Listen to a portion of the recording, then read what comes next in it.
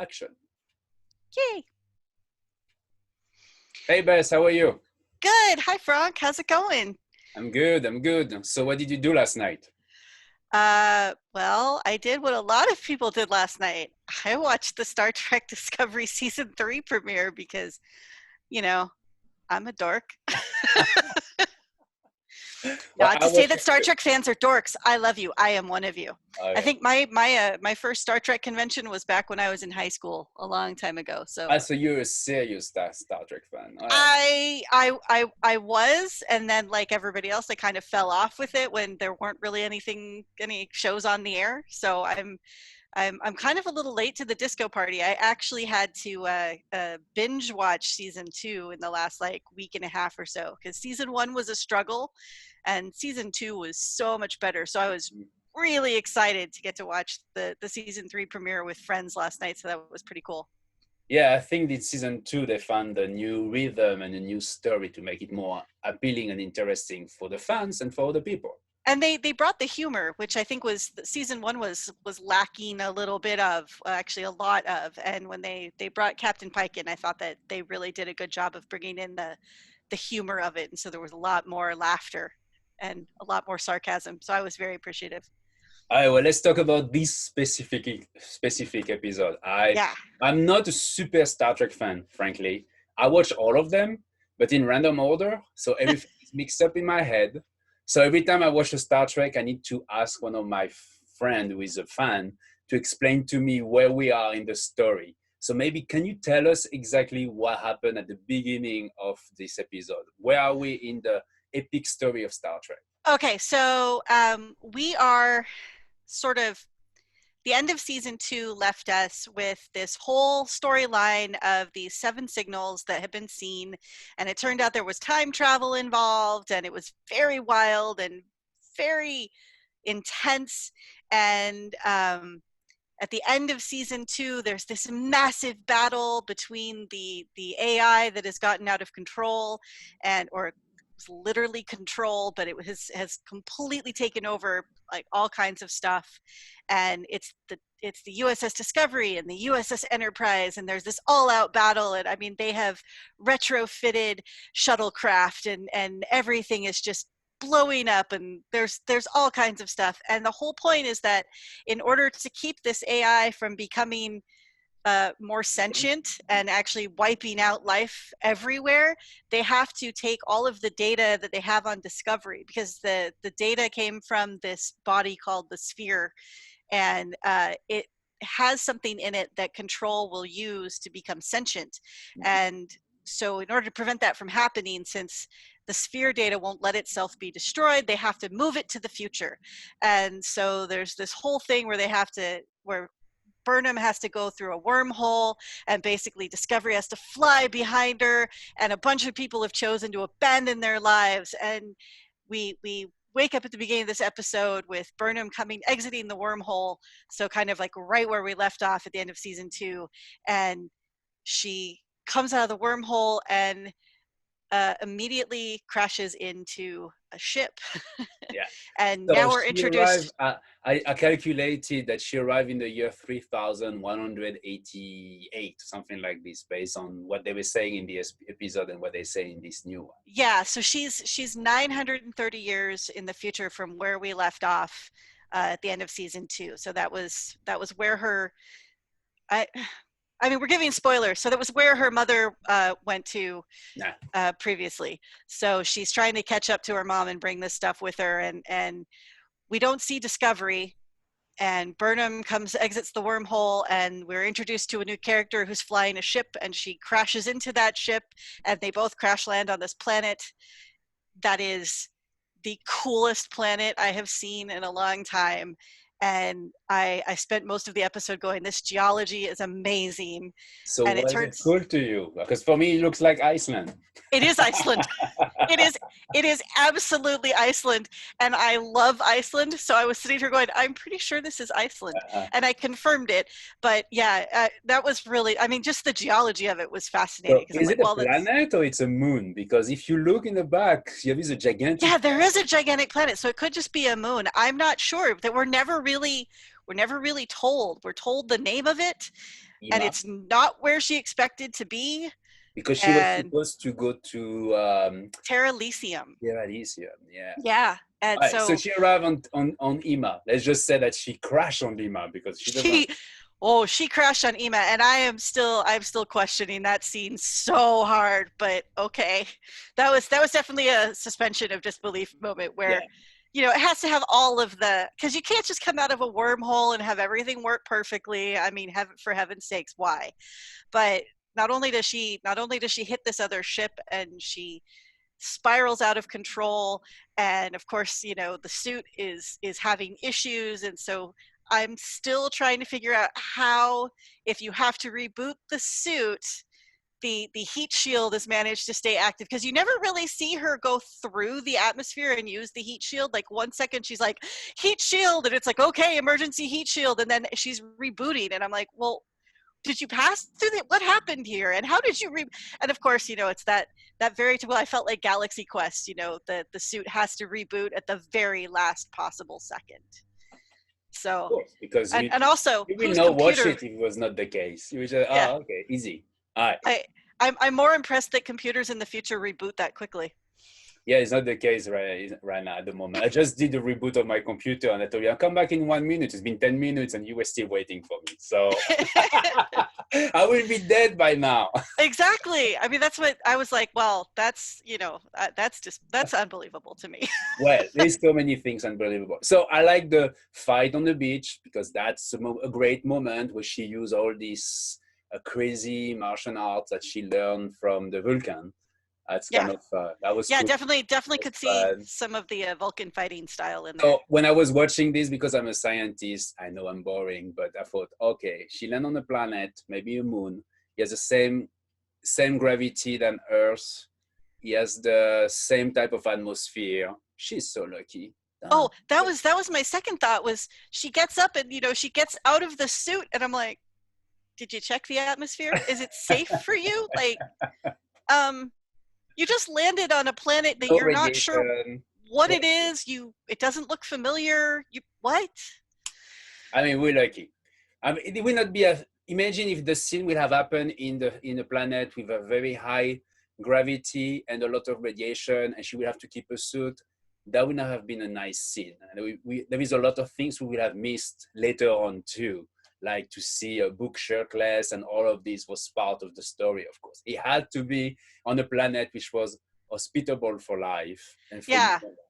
Yeah. I mean, there's definitely a lot of luck involved, but then again, I kind of feel like this whole storyline leading up to this has had a little bit of, I don't know, destiny kind of attached to it. Like, things just work because they're Uh-huh. supposed to.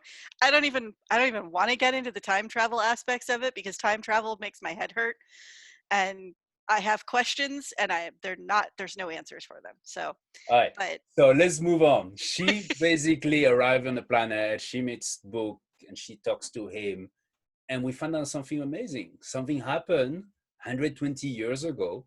Suddenly, the lithium disappeared, yeah, basically. it didn't just disappear. It goes boom.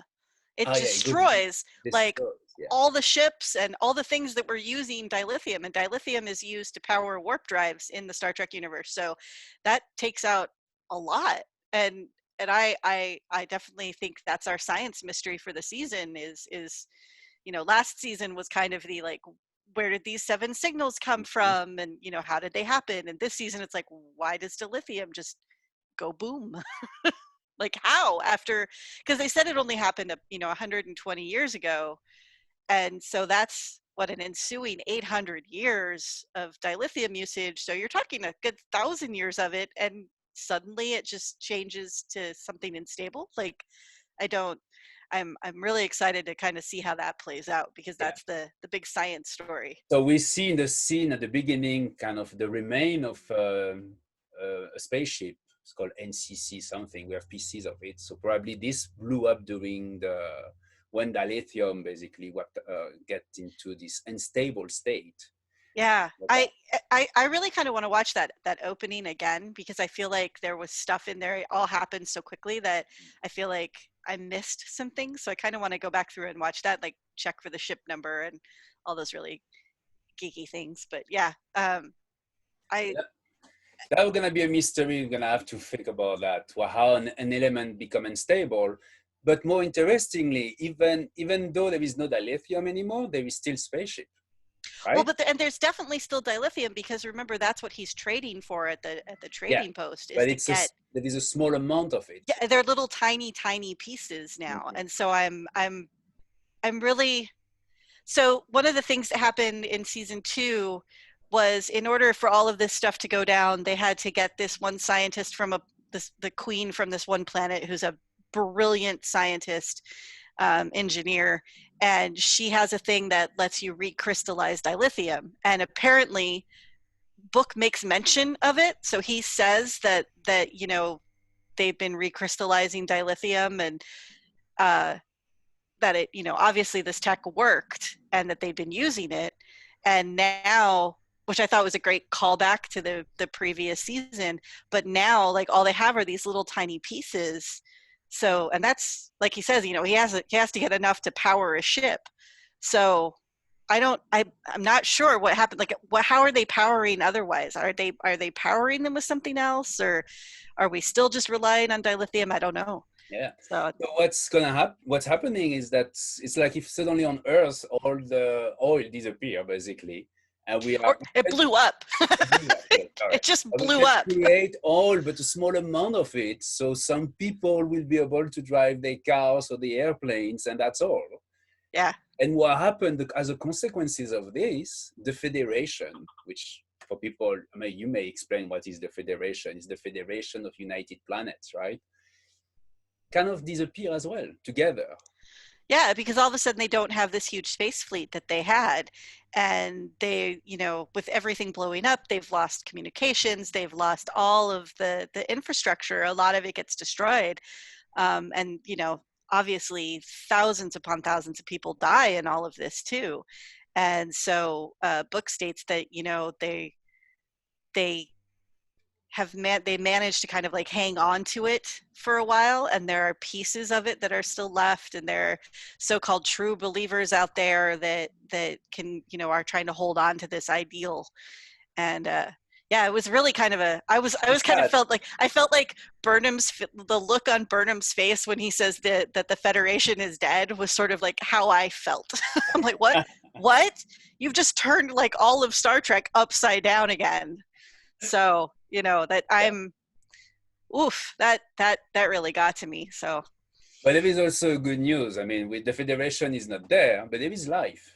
You remember, she was not sure that going 900 years in the future, she will find some life, because this AI could have wiped out the entire life in the entire galaxy. Right. So that was the whole thing they were preventing, was the destruction of all biologic life. But now we are in a world where basically the economy is probably different, the technology is different, the political state of the galaxy is very different as well. We can talk about the species. I mean, they go to this interesting place called Mercantile, something like that, right? Yeah, it's a trading post basically. Yeah, it's a trading post. Yeah, and here we see some species that we know. I mean, you're a Star Trek fan, so you know the Andorians. Yep, I recognize the Andorians. I'm not as familiar with the Orions, but yeah. Yeah. So the Andorians are the blue guy. Oh, I found the name of them. So and the two Andorian we have is Itik and Itor. Yeah. Okay, so we can call them like this. I think we're gonna see them again. So what are those Orions? Are we? I don't think we're gonna see them again. You think? No, it's true. They get completely vaporized by this new weapon. Oh. No, they didn't get vaporized. They got eaten. Oh yeah, is that eaten?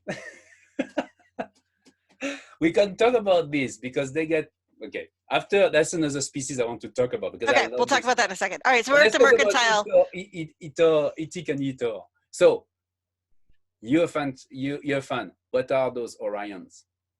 I'm not as familiar with the Orions as I am with the Andorians. The Andorians have been around, as far as I know, since the very first series. And if I'm being a bad Star Trek fan for not knowing who the Orions are, I'm really sorry, but sometimes I'm terrible with this stuff. They obviously don't stick out in my memory. I know they were mentioned in Disco as well, so, in this previous season. So clearly I'm missing a storyline somewhere in there, and I'll need to go back and figure out what that is. But they're notorious. From what I gather, they notoriously do not get along, which sounds like to me, and I'm sure there will be commenters who will correct me on this, because yeah, it sounds like I know that the Andorans were, part of the Federation, so it sounds to me like you're talking about a species that was in the Federation and one that might not have been so politically inclined, and now they're getting along and basically running this mercantile spaceport trading post. Yeah. So the politics has changed, and we're gonna talk about this toward the end. One thing again, I'm a scientist, and I know I'm gonna. That's what they don't like when I'm watching TV shows with my friends, because it always surprised me why all those species, they're bipedal, they have two legs. They seems to be fully adapted to the same gravity that we have. I mean, come on. We know that planets are very different in size and so on. This is actually kind of explained in Star Trek lore. I think it's Next Generation that got into it, about how there was some seeding of the universe with a particular DNA, and so we're all sort of kind of co-evolved from the same origination. And so, like, while there's variations on the theme was bipedal, two eyes kind of thing. So I'd have to really look back into that, but I seem to recall that was something that happened back in, I think, the Next Gen days, because that was kind of a question we all had, is how come they don't all look like this, but it seems that the controlling the smart, species, advanced, technological, willing to communicate species that we are looking for at the SETI Institute, they all look like us. Yeah, almost. They do. Yeah. I mean, hey, it was cheaper to have actors in costumes than it was to create CGI in the 60s. And so, as the CGI has gotten better, you have more variety, but it costs a lot of money. So easier to slap on some face paint and a couple antenna. So let's talk about species again. And then we have the content of the cargo of book. Yeah. I like this. What was it, a hypno worm? Was that what it was called? So I call it a slug, but I know it's not a slug. But it's not very, it seems to be smart, but not very smart. I mean, the same level of smartness than a cat and a dog, I would say. Yeah, because he spoke to it, and it recognized what he was saying, or I'm not sure if it was the language that it was listening to, or if there was something empathic going on. We're not entirely sure what Book is yet. He clearly has an affinity for biological life, and he explains that that's a DNA thing in his species, where most of his species are like hunters and gatherers, and they trade on these things, and then like every few generations someone comes along whose DNA is a change up or a throwback or something, to where they're just way empathic and they can't follow in the family industry. So instead of trading these animals, Book repatriates them and takes them of the endangered species of the galaxy. Yeah, because there's no federation to handle this stuff. So if it can be bought and sold, it's probably being bought and sold. Yeah. They even eat them, apparently. I mentioned briefly that they can eat those. So that's right. They did talk about that. It has to be alive and fresh. Yeah, exactly. So this slug is called Molly, by the way. Right. Her name is Molly. Yeah. So I like this scene where they basically take the spaceship and fly back to this planet called Sanctuary 4, and arrive over there. So it's basically this is the intergalactic worldwide fund for nature, basically the WWF of the year 3100. They take those species and they put them back into a planet where they're gonna be protected and hopefully find a mate and develop have more babies, and that's the way you basically save those species around the galaxy. Yeah, that's how we save them here. So you noticed something about the planet? I'm quizzing you on the science here. It seemed to be. Well, I mean, I think the thing that struck me most about that particular planet was the color of the trees. So why do you think the color of the trees are red like this? Well, I mean, here on Earth, obviously that color exists because of the time of year. So it could be something like that, but it was too uniform. So why don't you, as the much more experienced planetary scientist, tell me what you think? I think it's because the planet is in orbit around the star, which has a higher temperature than our sun. So something like O, B, A, F type. Hmm. So it basically shine light in the blue. So the vegetation is absorbing this blue light, which has a high energy and reflect only the red light. And that's basically what we see. The reason our leaf are green here is because we take the vegetation, take the red part and just emit and reflect the green part. So that's basically some kind of physics like that. But it's detail. But I kind of like, we have a lot of red leaf word in Star Trek. I think one of the first time we see a foreign planet in Star Trek, the leaf are red because I think it was easy at the time. You just have to paint them one pair. Yeah, that would make sense. I mean, they definitely did paint a lot of set pieces. I mean, original Star Trek, everything is painted styrofoam or painted whatever they could get their hands on. Again, easier to coat something in a coat of paint and then do computer graphics. So Let's talk about the technology. Thing that I love, very new to me, but I heard someone corrected me when I mentioned this morning. The portable transporter. that yeah, That's great. that's great. I want one Miniaturization of tech. those. Yeah, that miniaturization tech to the extreme. I mean, and you've got nearly 1,000 years, so that makes sense, I guess, Yeah, in because a look what we did sort in of 1,000 years, right? yeah, So in a Moore's law kind of way, that would make sense. So I was definitely kind of like, oh, that's cool.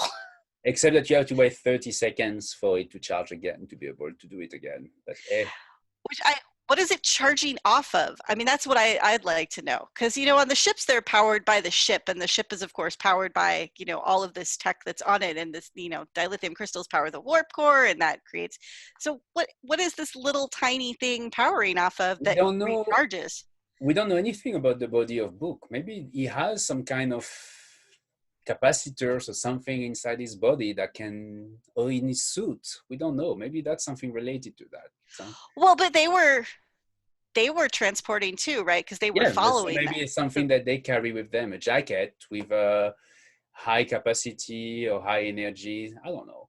I will say that, but we will see that in the future. We need to wait only 1,000 years to know the answer to these questions if this is happening. Yeah. And then on We tech, got time. We got time. we have the holographic computer. Oh, I love those.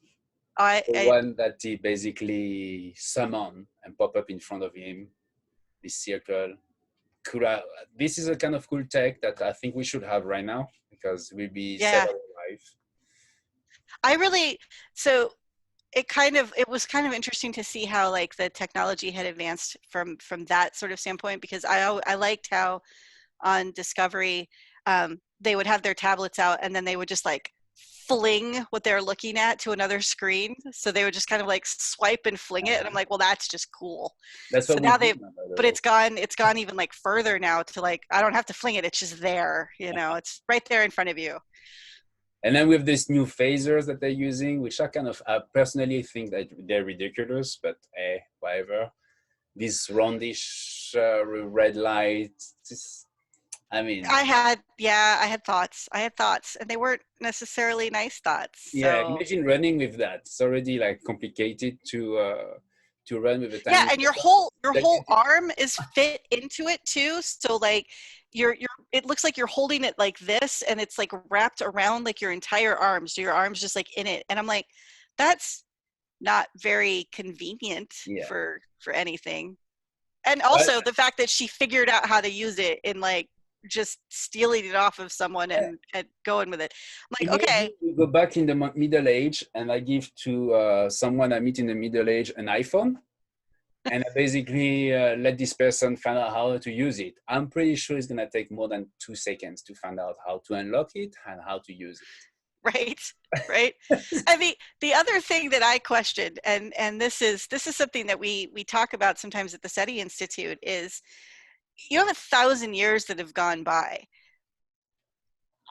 Is her universal translator still working, which I find hard to believe since she has no ship and her tech is basically ancient. Mm-hmm.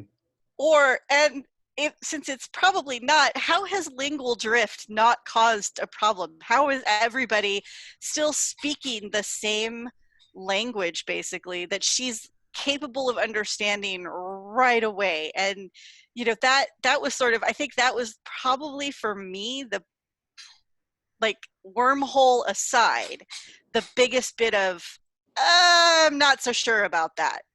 Especially because, you know, in these 1,000 years, life hasn't done what, you know, like she was expecting to come to a future where there was no life, but she's saved it. And so like now you actually have those 1,000 years instead of just this population's been transported someplace else.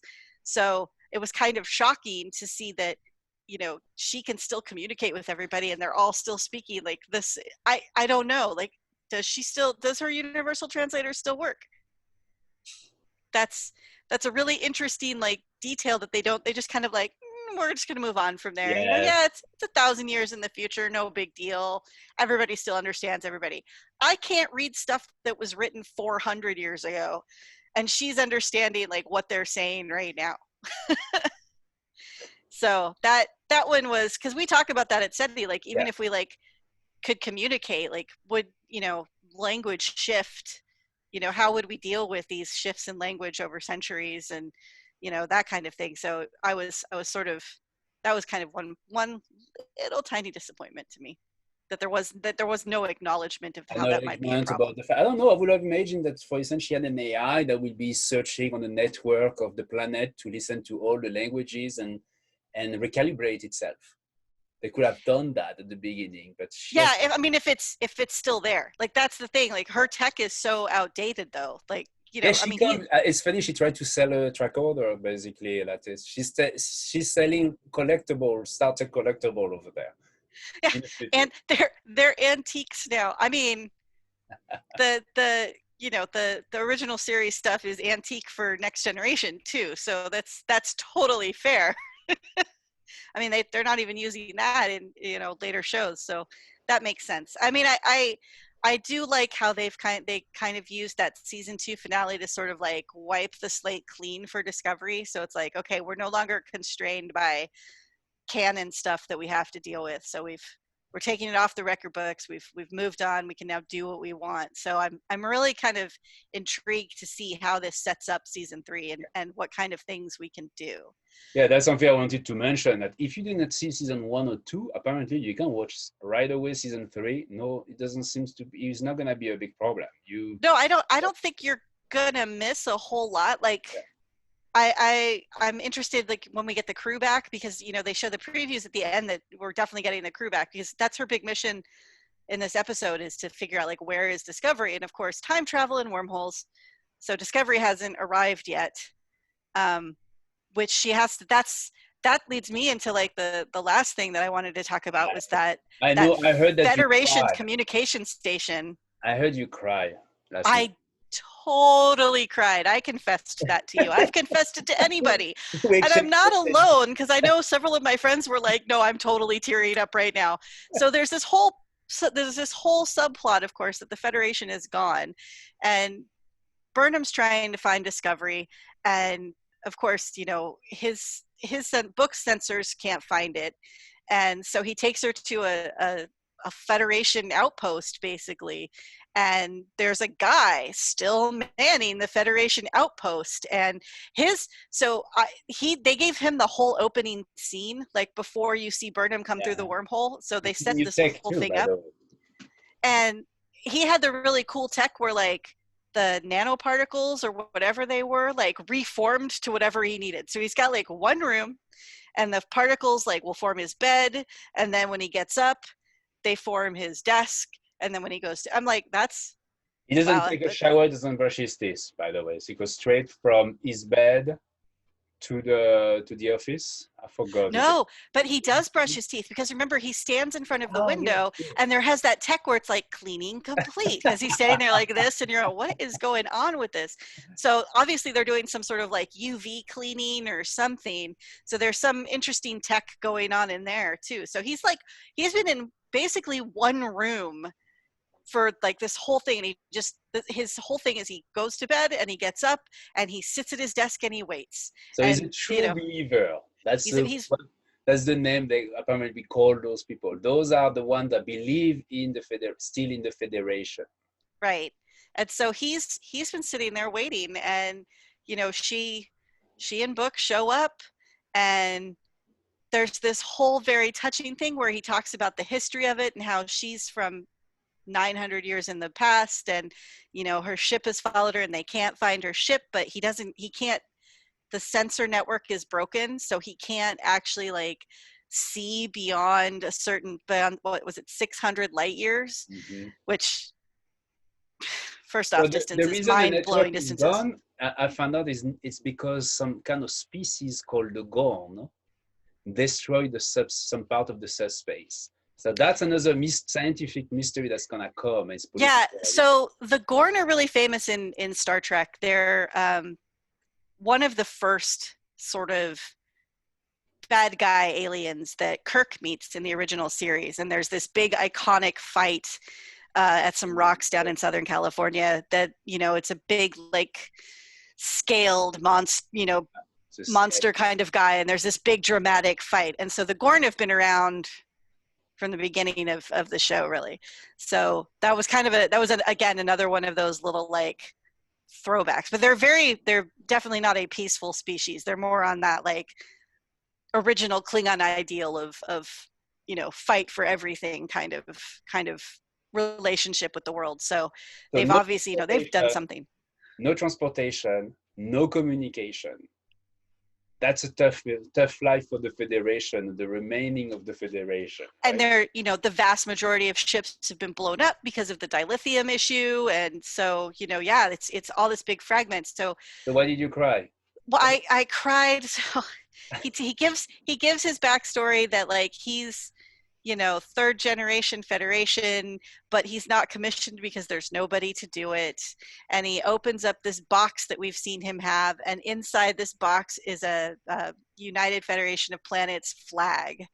And as soon as I saw it, like, I got all the feels, and I was just absolutely stupid and started crying.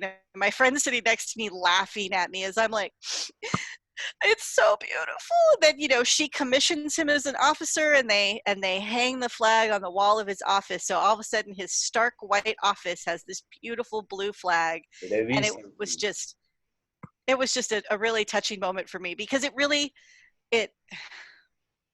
think it's that thing that we need right now, which is hope. So Star Trek has always kind of been a reflection of its time too. And so when Discovery came out, the first season was really dark and there was a lot of fighting, and it was really, as I said, I struggled with that one because it was missing something. And season 2, there's all the struggle is still going on. It's a different struggle, and they're, solving this big thing, but there's humor in it. People are there to do their job. They're very charismatic characters. You rely to them. Whoever you are on this planet, you will find someone in the season 2 that you like. Exactly. They added some new characters that really kind of helped the feel of the show. I mean, Jet Reno is probably my favorite character now, because she is like the engineer that I adore. She's forthright, outspoken, doesn't pull any punches, doesn't take any crap from anybody, and is brilliant at the same time. So it's like, that was a really cool piece of it. So now we're going into this whole new season, and I feel like Star Trek is doing what it does best, and that is to bring the hope to us, to bring the positivity and show us that, we have all these issues and things are going on, but there's a larger cause to this, and we can make things better if we just work together. So I'm really excited that it kind of ended on that very high, hopeful note, because I feel like 2020 has been a year. It's like what, March 230 something right now, and so I'm really happy to have some positivity in my life, and that helped. And the fact that these little pockets of Star Trek communities are becoming much more active again, and I'm seeing a lot of my friends, you know, coming out and going, oh yeah, I love Star Trek, and this has been really awesome to sort of like see that build back up. So I'm really happy for this new season. I'm excited. I'm looking forward to it. So once again, the scientist in me, for the politician who likes also politics and history, could not avoid to notice that in the flag there is very few stars. And you remember each stars represent a new technological civilization that joined the Federation, the same way that the American flag has the states and so on. So people have been talking about it online, and there is 3 main stars only. And there is it used to be 4 main stars in the past. It's Vulcan, Earth, Andorian, and so now there is 2 only main stars. So there is 1 missing. So who is the missing one? Is it Earth, Vulcan, or Andorian? We will find out. They will be. Well, we know the Andorians are still there. Yeah, but maybe they left the Federation. I don't know. It's very possible that they left. I mean, if they're working with the Orions, it's very possible that they left the Federation. So it's, yeah, there's definitely some. So something happened a little bit like in Europe. We have the Brexit. This is what, maybe that was an Andorian exit. Or maybe that was an Earth. How long have you been waiting to use that one? I loved it when I thought about that. And Dexit. I'm gonna keep that one. You know, I'm European also, American and European, and the European flag has the 12 stars, and it used to be the 12 countries at the time. Now we still have them, but now we have 1 less country. So I have this. It kind of reminded me the Brexit somehow.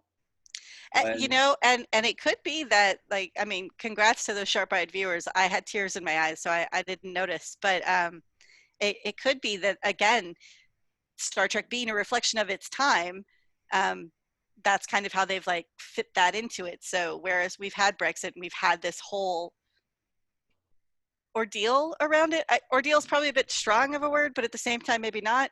You know, there's probably something in Star Trek that they're going to deal with. Yeah. That was what the reason we created the European Union, and with all those countries, to have a common goal, to go together as a group of countries, being each different, but together in the goal. And I think that was very like the Federation. And now we kind of see the Federation of Planets has been reduced to a few stars, and we're going to learn why probably in the future. Yeah, again, so it's set up so many different storylines in here that I want to understand them all. So I'm really looking forward. Plus, I'm looking forward to getting all our favorite characters back, because, you know, it's, you know, getting to see Reno and Tilly and Stamets. I'm so excited for that. Like, it's going to be interesting to see how they do this, especially because they're on a ship powered by dilithium. So yeah, how is this going to work in a universe where they don't really have a lot of that anymore? So I'm gonna remind our viewers that this is the SETI Institute, and we are starting this new series, and we found a name for it. Do you have the honor of saying the name of this series? Okay, so I came up with this, and if people in the comments hate it, then we'll totally change it. But I'm gonna go with it right now. So there was a new character introduced in the show, not book, but his cat Grudge. So I have decided to, and again, since this is episode 1, we're allowed to fix things later. I've decided we should name this the Grudge Report. So there was several Grudge sightings, and I'm sure there will be more.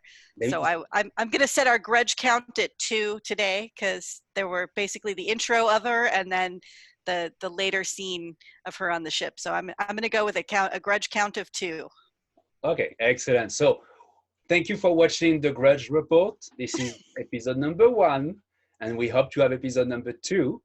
I remind you that you can follow us on Twitter, Facebook, YouTube. We do scientific talks, we do small talks, discussion with scientists, and we now have conversation about science fiction show and TV shows. So this is the first one. We're gonna talk about Star Trek, and in the future we probably will talk about The Expanse and more show, of course, as they come online. So join Yeah, us, join the conversation. Register, click on the button here to follow us.